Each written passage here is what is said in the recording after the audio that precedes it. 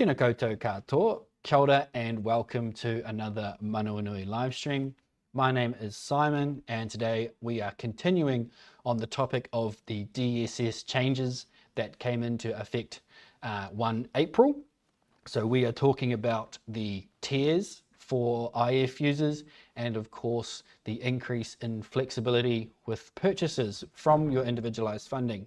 I have a few updates to share, hopefully some information you will find helpful, but we will have plenty of time for your questions. So if you have a question for me, please put it in the comments and I will cover them off once I get through my updates.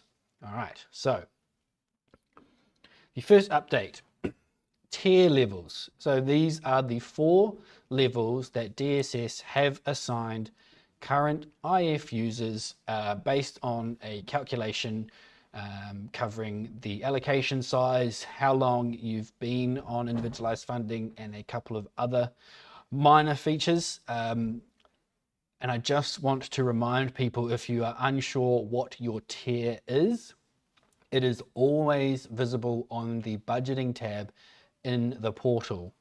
It is not available on the mobile app currently, but if you log into the portal on your computer, you will see it on the budgeting tab, or when you start completing a timesheet or expense claim, it will appear on that page as well.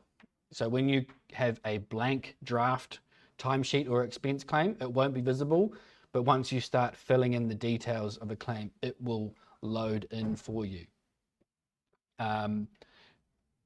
People just need to be aware that we are still working through the actual process of how we're going to manage the check-ins for each of the tiers that they require. As you'll know, different tiers have a different frequency or how often we will need to check in with you. And we will communicate to you all how that is going to happen once we have that in place. Just want to assure people that we will aim for that task to be as supportive and as least invasive as possible. If you're managing your funding and you're okay and happy and everything's going well, and it looks like your funding is going to support you through to the end of your allocation period, then that check-in should be quite quick and straightforward. DSS have put that in place to make sure people are getting support from their IF host before it is too late, and so that people can make sure their funding supports them for that whole allocation period. So yeah, keep a lookout for more on that in the coming future. The next couple of updates is a couple of definitions that I'd like to help clarify and give people a bit of understanding on. The first one is around equipment. This is specifically relating to the pre-approval purchase category of equipment. So if you are purchasing equipment, regardless of the cost, that needs pre-approval, but people have taken the view of equipment a little too broad. We don't have an exact set list or a firm definition from DSS besides what is on their website. But what we can offer to you as guidance is that equipment is roughly what you would expect a healthcare professional to assess you for. For example, that might be a walker, a wheelchair, hearing aids, some form of orthotic footwear. Those are what we would consider equipment. We've had people asking if things like a trampoline or a laptop are equipment, and that is not the case. The second term is around purchase. People are getting confused as to what meets the definition of a purchase that requires pre-approval, and purchases are not just physical items. With your individualized funding, you are purchasing a disability support, whether that's a service, a subscription, or an actual physical item. Those are purchases, and some of those purchases, as stated by DSS on their website, they need pre-approval, and we have created a pre-approval form that you can complete that should make that process as easy as possible to seek pre-approval, get approval from us so that you can claim and purchase the item as quickly as possible.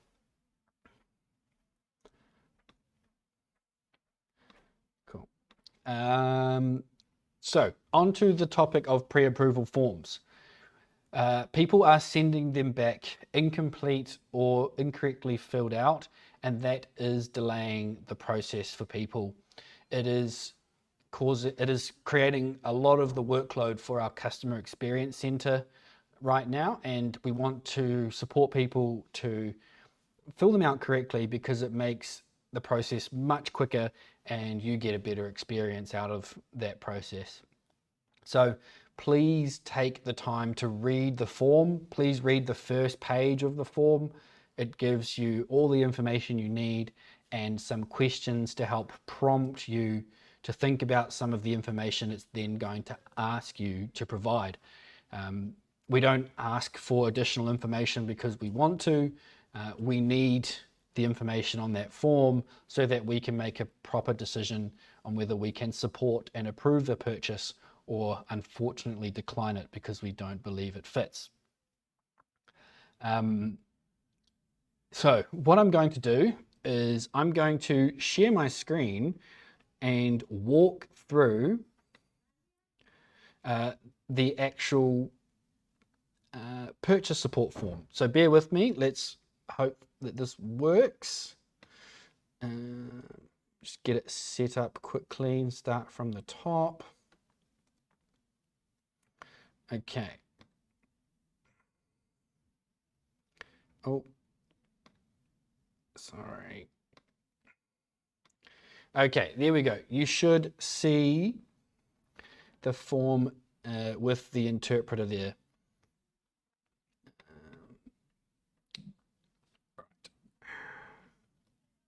So, as I said, the first page has all of the information to help you complete the form. And like I said earlier, there are some questions that are helpful to read and work through yourself because it will be helpful when you're actually completing the form. And so I'll scroll down to where it actually gets into the form. If you see a asterisk and the word required, it means that the information in that section is mandatory, and if we do not have that information, we will ask you to complete it before continuing on. So I'll try work through this quickly, but not too fast. Application date is the date you fill out the form. The funded person is the name of the person who has the individualized funding. The agent name is if there is an agent who isn't the client. The estimated date of purchase is the date in future that you aim to make the purchase. A good suggestion to put there is a day or a few days after your next fortnight period ends. So if you imagine you submit the form and then it is returned in time for you to complete the following fortnight expense claim, then go forward another few extra days after that once you've received the funding to make the purchase.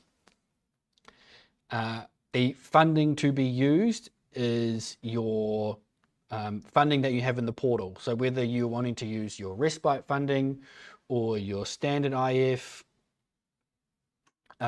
or whether it is Manawhai Kaha, but it needs to be DSS funding.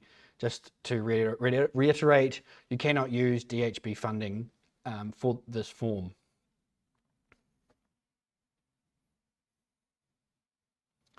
In the pre-approval information, the item description is incredibly important. Please describe the item that you're wanting to purchase, even if you are attaching a quote along with the form. Item cost is the full cost of the item. and then a personal contribution if you are planning to make one. So you would just add in however much you plan to reduce the claim amount by as a personal contribution. Reason for pre-approval, this is where you select from the options in the drop-down list, and these are the reasons from DSS as to why you need pre-approval. If the item you want to purchase doesn't fit one of these options, then it probably doesn't need pre-approval, and you could just claim for it straight away from your funding. Right, so then the next bit of information should be rather easy to enter. You need to detail how this purchase helps the client address a barrier related to their disability, right? So if it's a piece of technology that makes a specific task easier to do, or they can do it more independently, that's great information to put in there. This next section, does this purchase compromise your remaining budget? If you've got the funding remaining to make the budget, that's great. But what we really want to know is this a significant portion of your remaining funding? So if you are using a large chunk to purchase an item, we need to know if you have a plan to address the support gap, right? So if you are using funding that you would normally pay for support hours to purchase this item, we really want you to put in the section where it asks for your contingency plan, what you plan to do to manage your funding. Are you going to reduce some of your support hours, or do you have family or friends who can provide support if you ran out of funding early to cover the last few fortnights? The next section asks if there are other sources of funding that you have researched or looked into, and whether you are on a wait list or have been declined from another source of funding. So that would be if you're looking to purchase equipment. Have you gone to your equipment provider and they have said, sorry, we are unable to fund this piece of equipment? That's what we need there. And then the last section on this part of the form is just a field for any further information that you think would be relevant. Right, in red you can see here it says please only complete the section below that relates to the reason for pre-approval. So if I scroll back up, it is whatever option you choose from the drop-down list. You can ignore all the other sections. So in this example, I selected equipment, so I would fill in the information on the equipment section and leave all of the other sections blank. Then you have completed the form. So if I scroll back to the top, I can see here that I need to email the form to cec@manuanui.org.nz. It helps if you put in the subject of your email pre-approval form, and in the body of the email tell the team that you've included a pre-approval form, and they will get back to you as soon as they can. And I will just change the view so I am back on the screen. There we are. So that is the pre-approval form. We are currently looking at improving that process because we have had so many people fill it in incorrectly or not provide the right information. So we're going to look at ways to make it easier, more straightforward, and less likely for people to need to go back and forth with the team to provide us all of the information we need. So please keep a lookout for that as well. I'm just looking at the comments. We're going from Deborah. She says, you don't appear to be able to copy and paste into the pre-approval document properly. Best to attach as another document, as CEC can't see it properly if it is larger than about 4 lines. Thank you, Deborah, for bringing this up. this was my fault, I believe. I tried to be too helpful and create a PDF version of the form. And what the PDF form won't do is it won't make the boxes bigger if you need to write in more information, but your words just get smaller. So I have removed the PDF version from the forms and resources page.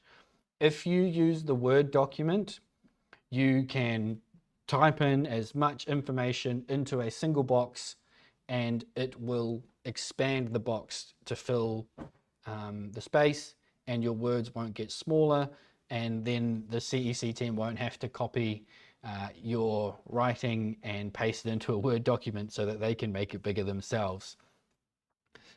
But like I said, we are working on an alternative to the Word form as well that will make it a lot more straightforward. So yeah, we should hopefully have that sorted reasonably soon. Just looking to see if there are any other questions, because this is a Q&A session, so please don't be shy. We have one here from Ash. She says, or he says, excuse me. Hey team, I've got a question in regards to travel. Why can't we just claim actual cost effective than the per kilometer rate IRD uses and our workers aren't out of pocket? This can be done by registering for a fuel card and then forwarding the invoices to Manawanui. I hadn't considered fuel cards. That's a good suggestion. I'm not sure, Ash, if the CEC team have got back to you, but that's worth us considering, because yeah, a fuel card does make sense, but we'll just have to make sure if it fits the guidelines. I can't offer a reason straight away as to why it wouldn't, but that doesn't mean it is possible. You have Ashley said, I tried to call you, Simon, to tell you this. Oh, well, thank you. Apologies. We couldn't get connected, but leave that with me. Please do, because that is the kind of thinking that I like to at least explore with the rest of the team and see if we can support it. But the only issue I can foresee is actually setting up the actual fuel card with the fuel company, and whether you need to be an actual registered business to meet their requirements. And of course, with individualized funding, you're not registering a company with the company's office. There's only a payroll company created with Inland Revenue to manage your timesheets and payroll. So yeah, that might be what is undone.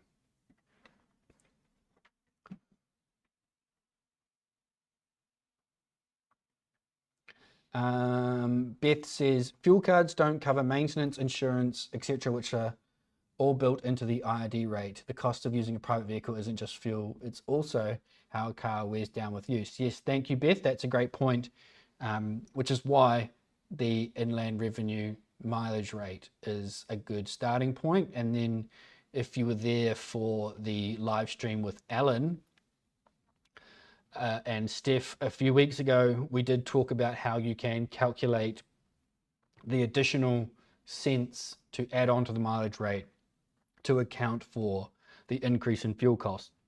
Excuse me.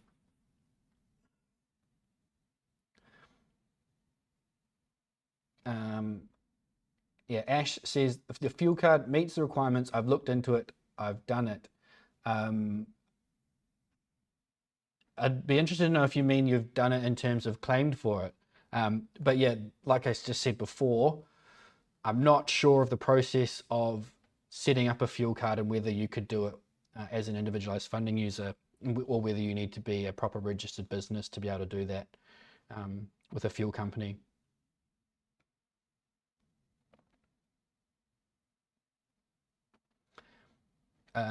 All right, so those are all the comments and questions I've got so far. Just a reminder, I'm taking all questions on the DSS changes. So please don't be shy. We've still got plenty of time left. We're here until 5 o'clock. I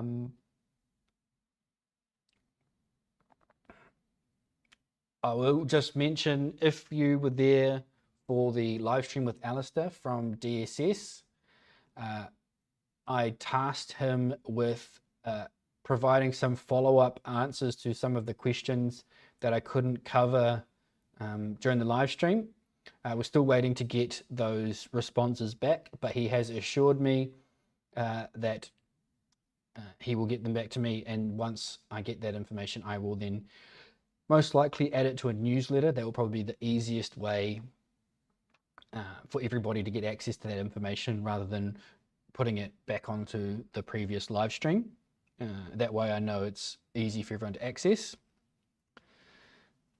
Some of those questions were around the definitions. People are still seeking clarity around complementary therapies, so hopefully we will get some more certainty around what actually meets the criteria for pre-approval because it's a therapy. And then the other one, of course, was also equipment. So yeah, well, I'll look forward to sharing that with you all. Just see what's going on in the comments while I've been chatting. Ash says, a fuel card is very easy. You don't need to be an actual business. I registered same as how we do through IRD Manawinui. Interesting. All right. Well, yes, there's an option. I will just make sure that I talk to a few colleagues around a fuel card and the funding guidelines. But yeah, like I said, I can't see a reason why you couldn't.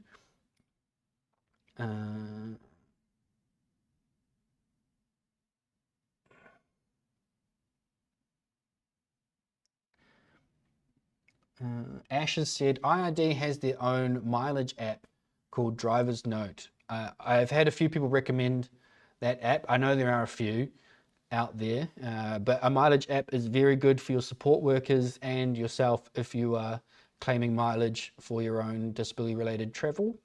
A mileage app makes things so much easier.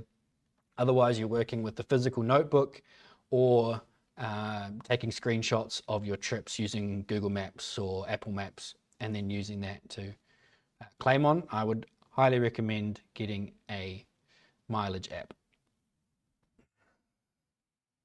Alan says, if I were to book local accommodation for respite for myself as the carer, will I need pre-approval?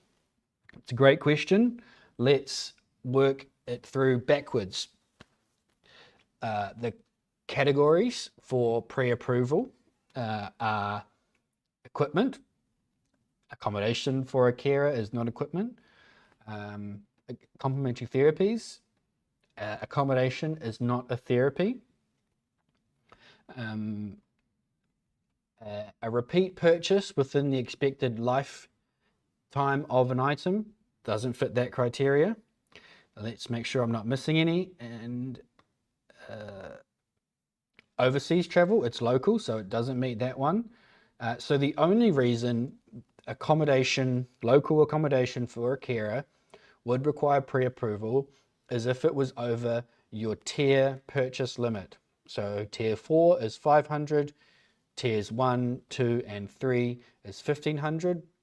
I would be asking questions if you are booking accommodation over those costs in one go, because that would either be a very expensive hotel or quite a long stay, and then would need to know why.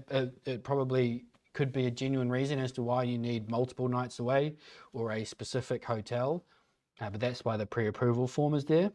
So Alan, hopefully that little exercise has helped give you the confidence to know that most likely your local accommodation for respite as the carer probably doesn't need pre-approval. Karen with a fabulous question. How is the lifetime of an item decided? I would probably have to refer to the DSS website and see what they say. So please forgive me, we're doing this live. because I want to make sure. If you want to replace an item before it would normally need replacing, this will be reviewed. This is to check whether a replacement is needed, whether the item is still the right option, and whether a different type of support might work better. So nothing on the website around the expected lifetime of an item. So that is something that as IF hosts we are working with, and I haven't seen or been given the guidance and what the team are working from. I guess a general rule of thumb is most technology should last a number of years. A smartphone, a laptop, a tablet, a TV, those things should last a number of years.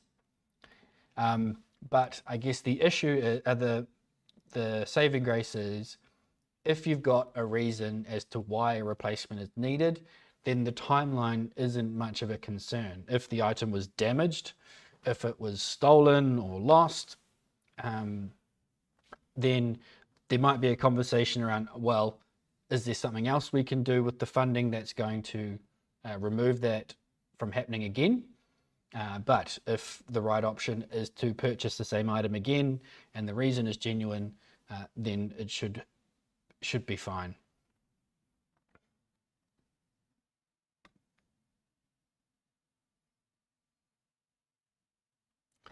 Ash, excuse me, I'm going to just have to work through your question slowly. Can you make a claim on a device if your respite has been renewed? For example, if a device costs more than $1,500 and your annual respite is half that amount, can you claim the remaining half the following year? Okay, so what you're wanting to do is split the cost of one item over 2 funding periods. I don't believe that's possible, because they want individualized funding to cover costs incurred relative to the funding or allocation year.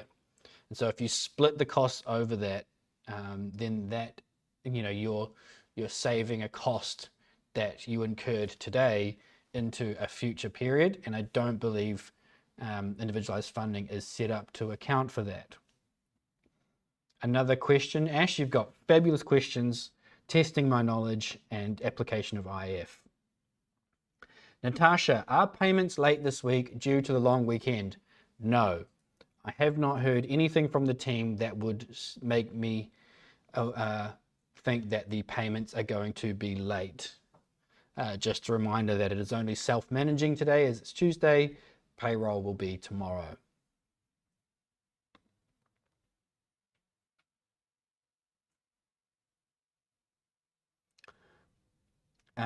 Deborah, can domestic airfare be bought in this funding period for the next funding period while it is cheaper?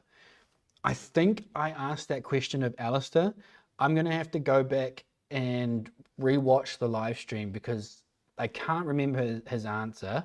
So I'm going to say I'm not sure right now.